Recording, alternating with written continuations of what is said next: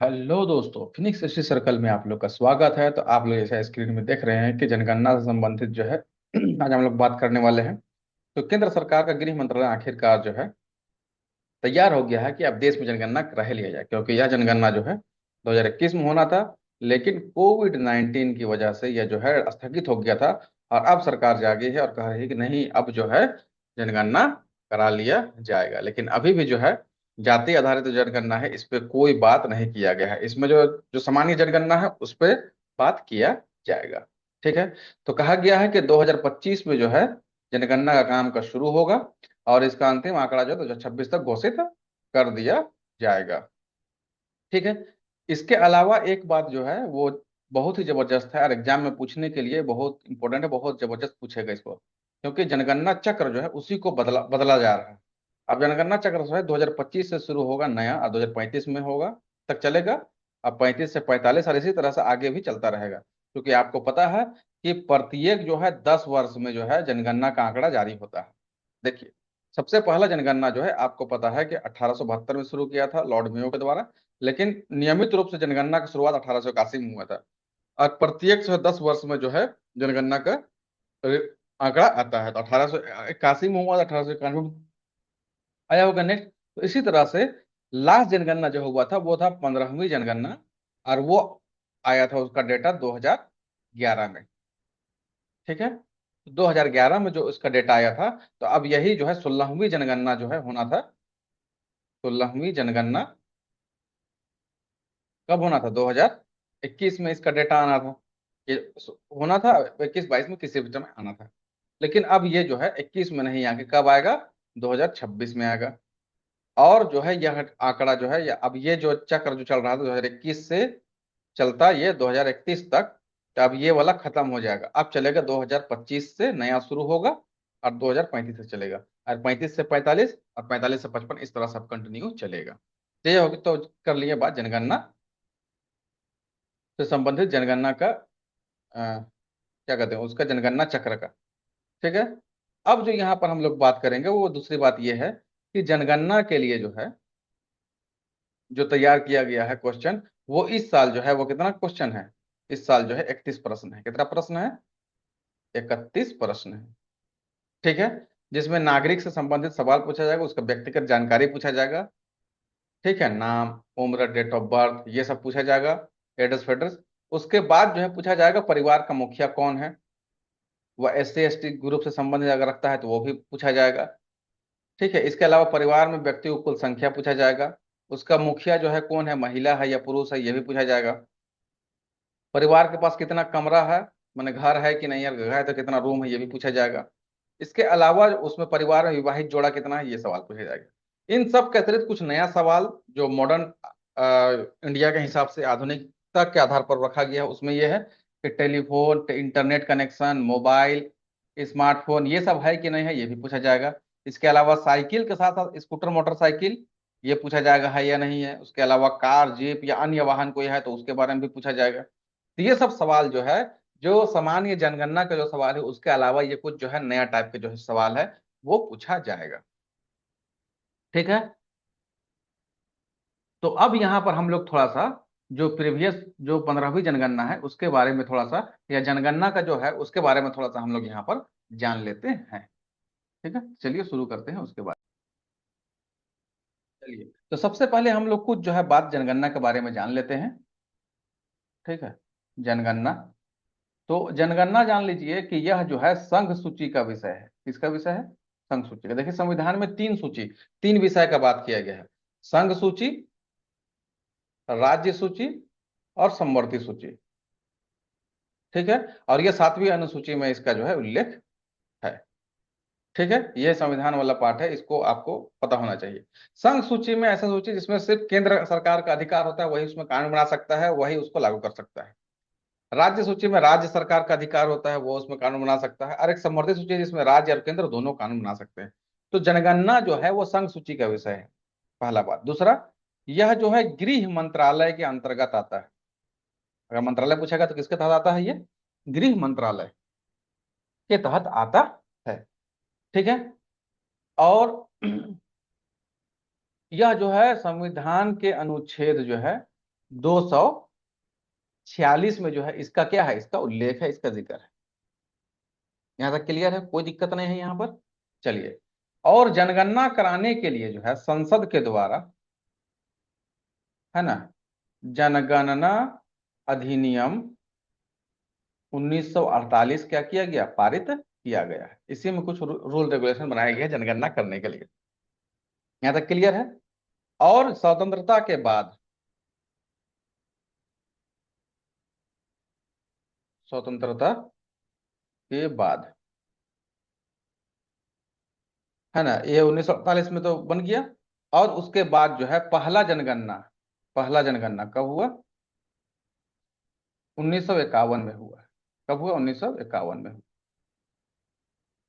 ठीक है। और यह जनगणना कराने के लिए, 1951 का जनगणना कराने के लिए जो है जनगणना संगठन, ठीक है, सेंसस ऑर्गेनाइजेशन, सीओ, ये बनाया गया। ठीक है। और यही संगठन के तहत जो है इसका जो है काम। अब देखिए, यहां पर जो है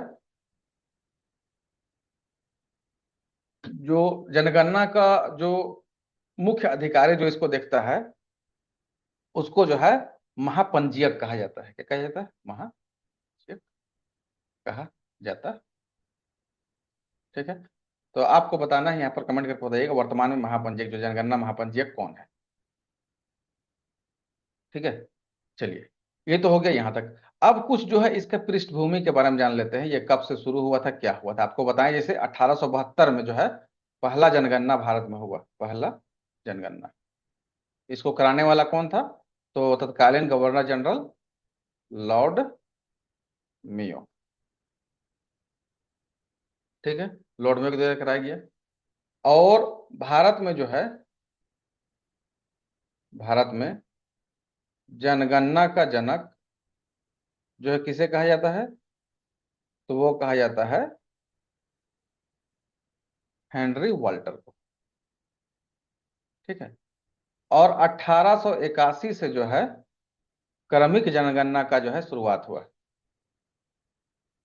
ठीक है। इसी के बाद से है प्रत्येक 10 वर्ष में जो है जनगणना होने का जो है बात किया गया। ठीक है, यहीं से शुरू हुआ। और उसी के तहत जो है 1951 में जो है क्या हो गया था, जनगणना हुआ है। ठीक है, स्वतंत्रता के बाद पहला जनगणना। क्लियर है यहां तक। 1951 का जो जनगणना था ये 8वीं जनगणना था। यहां तक क्लियर है। चलिए, अब यहां पर एक बात जो सवाल पूछता है, वह पूछता है 1921 वर्ष का जनगणना था, 1921 का जनगणना का। इसको जो है महान विभाजक वर्ष, महान विभाजन विभाजक वर्ष कहा जाता है, ग्रेट डिवाइड ईयर कहा जाता है। क्या कहा जाता है, द ग्रेट डिवाइड ईयर कहा जाता है। क्यों, क्योंकि ये जब से जनगणना शुरू हुआ था 1872 से 1921 तक, यहाँ जनसंख्या में ग्रोथ ही देखा गया था, इसे बढ़ते ही हुआ गया था। पहली बार जो है अचानक जो है इसमें गिरावट आया है। तो 11 से 21 के बीच में लगभग जो है 0.31% का जो है वो गिरावट आया था जनगणना में। ठीक है। क्यों, क्योंकि यहाँ पर जो फ्लू, जो वायरल डिजीज होता है फ्लू, है ना, सीजनल वाला, वो यहाँ आ गया था, महामारी का रूप ले लिया था। और इससे जो है बहुत सारा जो है जान यहाँ पर लोगों का गया था। ठीक है। चलिए, और ये 1921 वाला जो जनगणना था वो 5वीं जनगणना था। ठीक है, 1921 का जो जनगणना था ये कैसा था, 5वीं जनगणना था। तो ये भी याद रखने का है। ठीक है, सवाल कभी भी किसी भी तरह से पूछा जा सकता है।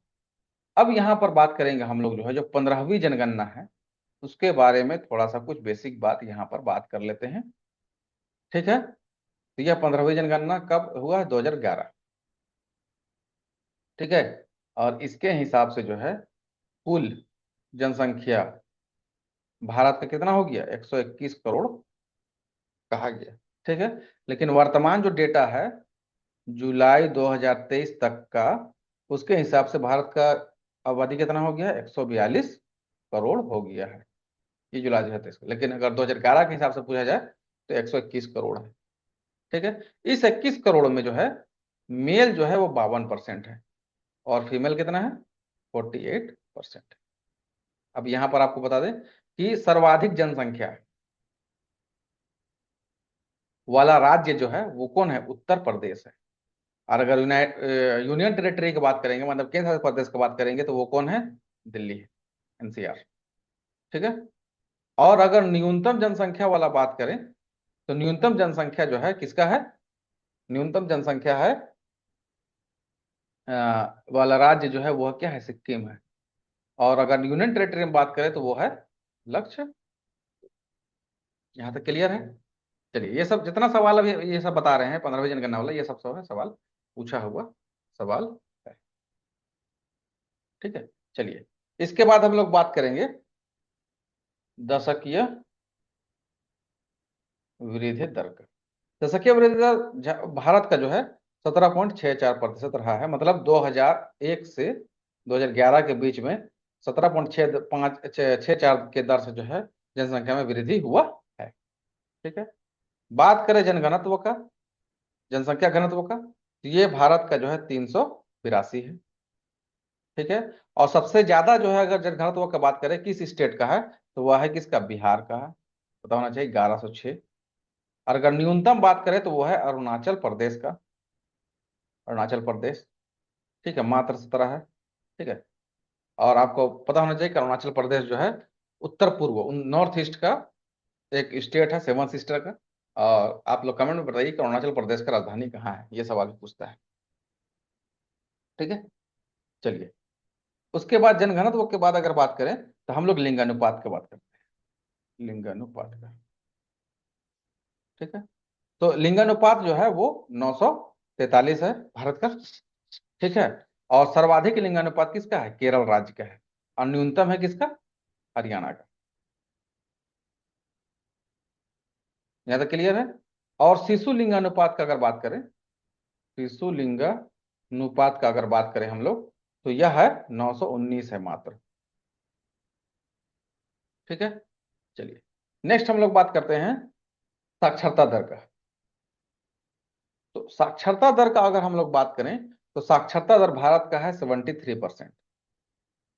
अब इसमें अगर मेल का देखा जाए तो 80.9% है साक्षरता दर, और अगर फीमेल का देखें तो वह है 64.6%। ठीक है। और यही अगर राज्यों में बात करें तो सबसे ज्यादा साक्षर राज्य कौन है? केरल है। ठीक है। वो कितना परसेंट है? 94% के आसपास। अब तो ज्यादा हो गया होगा। और अगर सबसे कम का बात करें, कौन राज्य जो है साक्षर है, तो बिहार है ना, 61.8%। यहाँ तक क्लियर है? चलिए, तो कुछ जो है ना मोटा मोटा कुछ जो है डेटा था 15वीं जनसंख्या जनगणना का, उसके बारे में आपको बता दिए हैं। अगर आप लोग जो है जनगणना से रिलेटेड और भी डिटेल वीडियो वीडियो चाहते हैं तो आप कमेंट करके जरूर बताइएगा। इस वीडियो हम लोग यहीं तक रखते हैं। वीडियो देखने के लिए थैंक यू। वीडियो अच्छा लग रहा है तो लाइक कीजिए, अपने दोस्तों को शेयर कीजिए, और चैनल में नए हैं तो सब्सक्राइब कीजिए। Thank you.